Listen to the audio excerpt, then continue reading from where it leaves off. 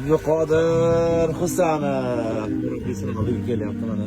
Senga hadya futbolning dadasidan. За все, что ты делаешь в футболе.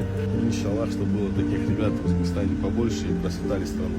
Давайте. Поздравляю. Tabriklaymiz. Qarshi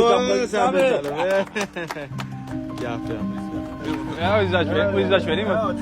Yo, siz o'zingiz bering keyin. Mana bismillah. Qani, ko'rsatamiz mashinani. Ya subhanalloh. Wow. Bu qanaqa paketi bu Ibrohim? Okay, bu eng full night paketi. Wow. Gelenwagen night paketini hadya qildilar. Qali aka, это гордость, да, такой. Радость. Заслужил. Abduqodir his tuyg'ularingni gapirib yubordi nimadir deb. Rahmat sizlarga.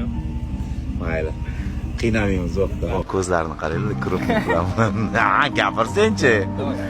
Полный tonirovka, bronировка, Molik, antiradar hammasi. narsasini biza qilib beramiz. Kelishdingmi?